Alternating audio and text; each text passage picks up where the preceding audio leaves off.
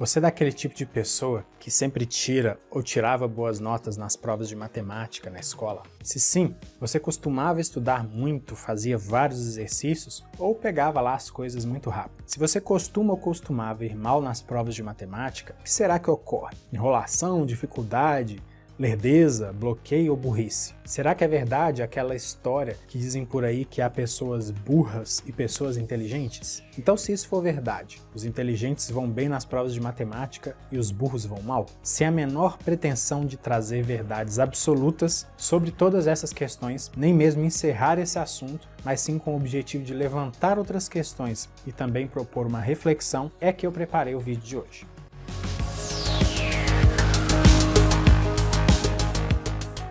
Olá, espero que esteja tudo bem com você. Aqui quem fala é o Guto, seja bem-vindo, seja bem-vinda a mais um vídeo. Então vamos ao assunto de hoje. Muita gente aprende matemática de uma forma rápida e fácil, mas para outras pessoas aprender matemática, pelo menos aparentemente, é realmente um grande desafio, uma coisa pesada, difícil, às vezes até dolorosa. E os resultados nas provas acabam refletindo essa grande facilidade ou essa gigantesca dificuldade. E as justificativas para essas diferenças, elas podem ser as mais diversas. Alguém pode falar que só quem já tem um talento natural para matemática é capaz de aprender essa matéria. E isso acaba sendo utilizado algumas vezes como justificativa para uma postura de negação a qualquer tentativa de aprender matemática. A minha vida inteira eu sempre ouvi o seguinte: eu não nasci para matemática, eu não consigo aprender isso, não consigo aprender isso de jeito nenhum, isso é coisa de doido. E atualmente, a coisa que eu mais escuto como justificativa de alguém que não tem, seja por qualquer motivo, uma boa relação com a matemática, é uma tentativa de autodefinição que para mim é uma autolimitação. Essa aqui, sou de humanas. Para reforçar isso, todo mundo vai lembrar daquele cara ou daquela menina lá na escola que mal presta atenção nas explicações do professor, quase não faz nenhum exercício, já aprende tudo, tira total nas provas, enquanto que a pessoa que reclama faz milhares de exercícios, resumos, faz aula particular, assiste a incontáveis aulas, videoaulas no YouTube e mesmo assim não consegue ter um bom desempenho nas avaliações. Outros vão falar que o problema da matemática é a sala de aula, que é muito cheia, às vezes tem lá mais de 30, 40 estudantes ou mais, que só tem um professor para lidar com essa diversidade enorme, cada estudante com sua particularidade, e com isso acaba que o professor vai focar sempre naqueles que conseguem acompanhar o ritmo que ele imprime às próprias aulas. Ou então o professor vai acabar sacrificando os estudantes que aprendem rápido para ficar ali dando atenção a questionamentos mais elementares dos estudantes com dificuldade. Outra justificativa também é de que o professor não sabe ensinar direito ou não consegue dominar a turma. Pode ser a letra do professor que é feia, ele não passa a matéria no quadro, quando passa faz isso de qualquer jeito, de uma forma muito bagunçada, e por isso os estudantes vão muito mal. Outra justificativa pode ser o material didático, que é de péssima qualidade, ou também o mau uso desse material, de modo que o livro acaba sendo ali só uma apostila de exercícios, porque ninguém consulta o texto, ninguém estuda o conteúdo, a teoria que está lá, né? Só abre na página X para fazer o exercício Y. E ainda uma outra justificativa é que os estudantes que vão mal não se dedicam adequadamente, ficam só enrolando e não se esforçam. Bom, sobre o que já foi dito, eu gostaria de propor alguns contrapontos. Para quem acha que só pessoas inteligentes aprendem matemática e que esse talento só é dado a algumas pessoas, é importante lembrar que não existe nenhuma base científica que permita o diagnóstico de burrice. A burrice, então, é acreditar que você ou outra pessoa não é capaz de aprender alguma coisa. É óbvio que existem casos muito específicos de deficiência intelectual, mas não é disso que a gente está falando aqui. O que muita gente faz é confundir dificuldade ou ritmo diferente com burrice, às vezes até de propósito para se eximir da responsabilidade de se dedicar. E ainda sobre isso, eu quero destacar que, de acordo com dados da Organização Mundial da Saúde, a OMS, em um relatório que está no Ministério da Educação, apenas 5% da população brasileira são pessoas superdotadas. Então não faz muito sentido pensar que só pessoas com altas habilidades são capazes de aprender matemática, até porque nem todo tipo de alta habilidade está relacionada com a facilidade em matemática. Se fosse assim, o nome não seria pessoas com altas habilidades, e sim pessoas com altas habilidades em matemática. São coisas diferentes. Então, em suma, tirando os casos específicos e devidamente diagnosticados, não é válido o argumento da burrice. Em relação ao tamanho das turmas ser um problema, por causa da dificuldade do professor em lidar com uma grande diversidade, uma grande quantidade de estudantes, vamos pensar no seguinte: qual seria então ali a situação ideal? Um professor para cada estudante, você concorda comigo? Como se fosse ali mesmo uma aula particular. Repare que essa abordagem ela tem dois problemas. O primeiro é que está se transferindo para o professor a responsabilidade de o estudante aprender ou não. É pensar que se o professor se dedicar exclusivamente ao estudante, então o estudante vai aprender. Só que isso não é verdade, porque o professor ele pode tentar de tudo, mas ele não pode pensar pelo estudante, ele não pode decidir, ele não pode querer pelo estudante. O professor não pode se esforçar pelo estudante, ele não pode aprender pelo estudante. Claro que o professor poderia ajudar mais e concentrar mais os esforços em apenas um estilo de aprendizagem, o específico do estudante pelo qual ele seria responsável. Mas cada um tem a sua própria responsabilidade no processo de ensino e aprendizagem. E para mim o segundo problema dessa abordagem é o seguinte: imagine um professor que trabalha somente com um estudante em uma escola, num determinado turno, e aí no outro turno com outro estudante. E para esse outro estudante ele oferece as mesmas oportunidades de aprendizagem, a mesma metodologia, a mesma estrutura e continua desenvolvendo lá o mesmo estilo. Isso é garantia de que os dois estudantes, se fizessem a mesma prova, teriam o mesmo desempenho? A gente sabe que a resposta é não. E mais uma vez, como já disse anteriormente, concentrou-se a responsabilidade pelo aprendizado nas mãos do professor. Sobre a má qualidade ou mau uso dos materiais didáticos, imaginemos uma situação hipotética em que todos os estudantes possuíssem o melhor material didático e que esse material fosse utilizado da melhor forma possível, com todas as suas potencialidades, com toda a sua riqueza de recursos. Isso garante que no dia da prova de matemática todos os estudantes vão ter um bom desempenho? A gente já sabe a resposta. E sobre a justificativa de que os estudantes só enrolam e vão mal nas provas por causa de uma postura relapsa, indisciplinada em relação aos estudos, ninguém vai negar que existem casos de estudantes que de fato não ligam para os estudos e não estão nem aí para nada. Mas essa visão também tem problemas na sua concepção. Primeiro porque é complicado generalizar, porque as pessoas passam por experiências diferentes. Não é um pensamento que coloca todo mundo no mesmo pacote. Também não acho que a gente pode ficar usando isso como desculpa. Mas se a escola fosse capaz de investigar todas as causas de baixo desempenho escolar, ela certamente se depararia com casos de problemas pessoais muito complicados e que atrapalham a vida dos estudantes. A gente não pode esquecer, por exemplo, que muitos vão para a escola sem nada no estômago.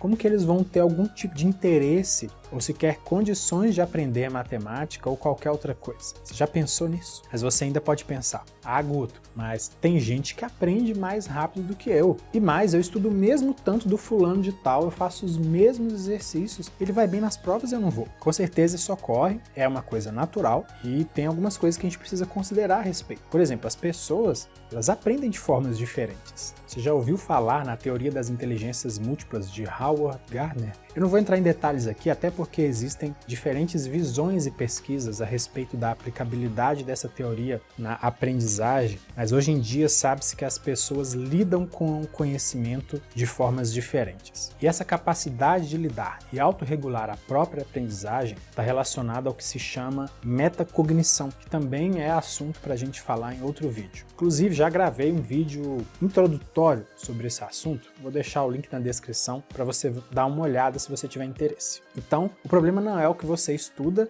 e não o que você aprende, mas sim como você estuda, pois pode ser que você não esteja utilizando a melhor forma para você. A experiência de aprendizagem é algo pessoal, é intransferível. Por esse motivo, você precisa investir tempo se conhecendo melhor e vendo o que funciona e o que não funciona para você. Da mesma forma que existem as diferentes formas de aprender, é supernatural que as pessoas se interessem e tenham mais habilidades em relação a alguns assuntos do que outros. A diversidade é uma coisa ótima. Imagine se todo mundo tivesse as mesmas oportunidades de acesso ao conhecimento, decidisse gostar da mesma coisa e quisesse exercer a mesma profissão. Eu acho que o planeta ia simplesmente travar, ia ser uma loucura. Sendo assim, é natural que se você se interessa mais pela área de humanas, você vai ter mais prazer de aprender com mais leveza os assuntos dessa área. Mas ser de humanas não é sinônimo de burrice em relação à matemática, assim como ser de exatas não significa de forma alguma burrice em relação às linguagens, como muita gente diz por aí. Essas autodefinições, elas não fazem o menor sentido, porque o professor de matemática, por exemplo, ele é um profissional da área de humanas e ao mesmo tempo da área de exatas. Bom, ok, considerando então uma situação em que todos os estudantes são normais e levando em consideração que alguns argumentos que se utiliza para justificar um baixo desempenho são meras desculpas, frutos de uma generalização pouco reflexiva e sem nenhum embasamento científico, o que a gente pode fazer então? Qual que seria a solução para esse problema? Como eu disse no início do vídeo, meu objetivo aqui é propor uma reflexão e levantar mais questões, tá? Não oferecer respostas simples a uma questão tão complexa. Eu li esse livro tempos atrás, foi um livro muito importante para a minha vida de forma geral, e o autor ele fala o seguinte a respeito da relação dos estudantes com a aprendizagem. Elas aprendem em ritmos diferentes. Algumas parecem assimilar tudo em rápidos lampejos de intuição, outras avançam a duras penas rumo à compreensão. Alguma novidade? Nenhuma. A gente sabe que isso acontece nas salas de aula reais. Mas vejam o que o Kahn, o autor do livro, fala um pouquinho mais adiante. Mais rápido não significa necessariamente mais inteligente. Mais devagar, com certeza, não significa mais burro. E entender depressa não é o mesmo que entender bem. Logo, o ritmo de aprendizagem não é uma questão de estilo,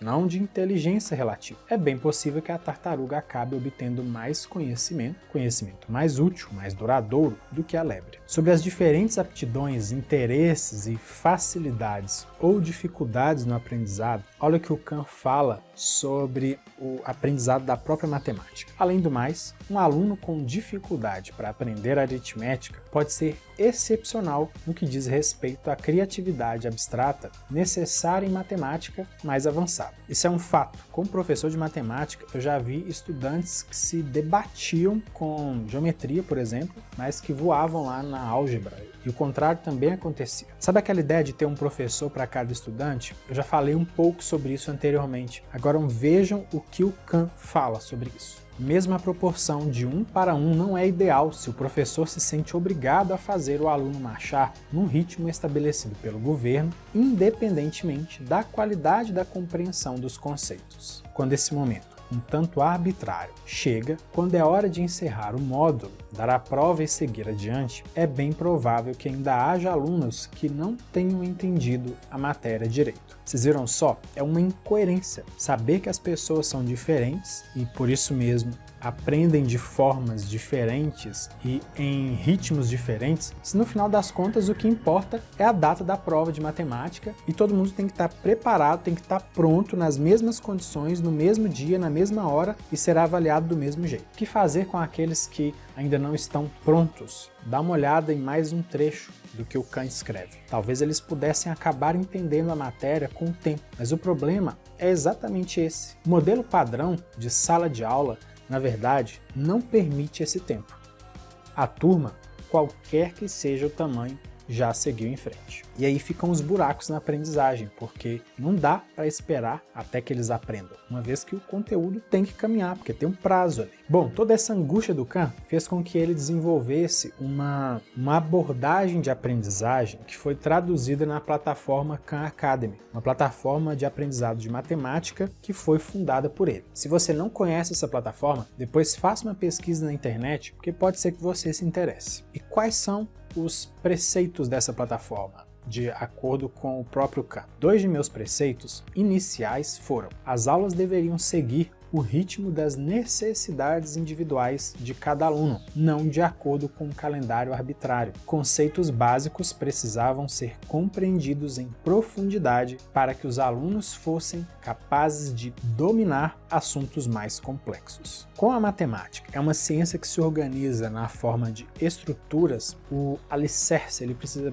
ser muito bem feito. Muitos estudantes eles enfrentam dificuldades porque eles não possuem a compreensão adequada de elementos mais básicos da matemática. Olha, em relação ao fortalecimento das bases, tudo bem, talvez não seja assim tão difícil identificar esses problemas e pensar em formas de ajudar o estudante a recuperar a aprendizagem. Mas e o tempo como um fator limitador? Às vezes eu acho que a gente fica quebrando a cabeça com uma coisa que não tem muita solução. Já que é preciso medir o aprendizado dentro de um mesmo tempo, então será que não faria mais sentido medir a evolução de cada pessoa dentro desse tempo, medir o seu desenvolvimento e não punir essa pessoa por uma nota baixa pelo fato dela não ter aprendido tudo que ela supostamente deveria ter aprendido porque a escola ou o governo disse que essa pessoa tinha que aprender? Bom, existem métodos para acelerar a aprendizagem de estudantes que apresentam um ritmo menor em comparação, obviamente, com os demais colegas.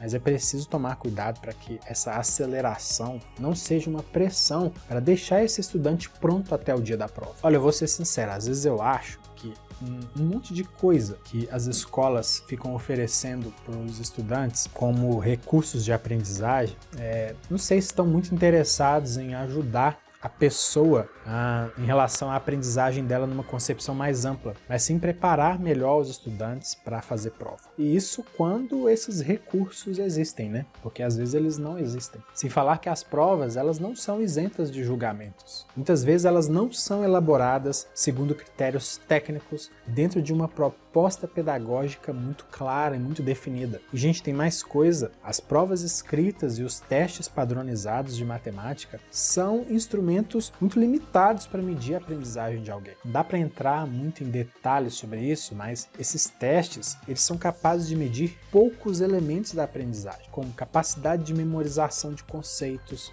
e talvez ali o domínio de algumas ferramentas procedimentais para resolver problemas. E aí quem tem péssima memória, e isso não é um defeito, leva tinta. E quem prefere utilizar métodos menos rápidos e menos padronizados para resolver os problemas, também vai se dar mal. Porque além do estudante ter a obrigação de aprender tudo que está no programa dentro do tempo determinado por alguém, por algum órgão, ele ainda precisa mostrar que aprendeu tudo isso dentro de um intervalo de tempo específico e de uma única forma, que é uma prova num papel. É justo isso? E às vezes um estudante que teve uma grande evolução no aprendizado, que cresceu, que se esforçou muito, superou dificuldades, superou obstáculos, fica ali com média de 50% a 60% em uma avaliação. Enquanto que outro estudante, na mesma prova, tira ali 100% ou perto disso e não precisou se esforçar nada. Afinal de contas, ali, quem teve um melhor desempenho? É justo olhar uma pessoa como se ela fosse uma nota de uma prova, simplesmente? Olha, eu tenho certeza que alguns estudantes poderiam se dar muito melhor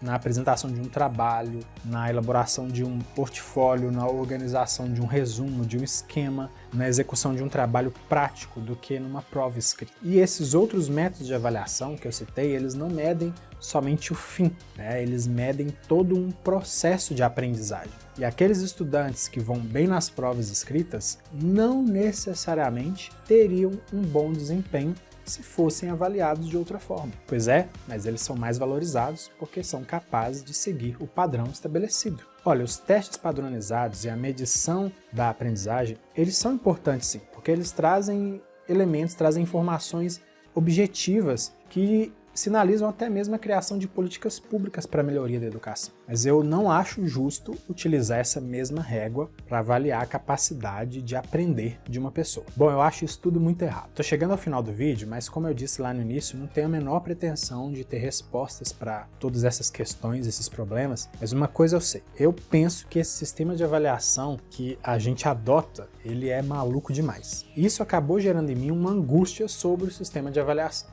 Eu fiquei tão angustiado que assim que eu terminar de gravar esse vídeo, eu vou tentar fazer uma pesquisa mais aprofundada sobre sistemas de avaliação. E aí, quem sabe, num outro vídeo, eu trago as minhas reflexões mais amadurecidas, tá bom? Se você quiser ajudar na minha pesquisa, fique à vontade, é só fazer os seus registros nos comentários. E se você conhece alguém que se interessa pelo assunto, compartilhe esse vídeo com essa pessoa, ela também pode participar dessa conversa. Um grande abraço para você, bons estudos e até o próximo vídeo. Tchau, tchau!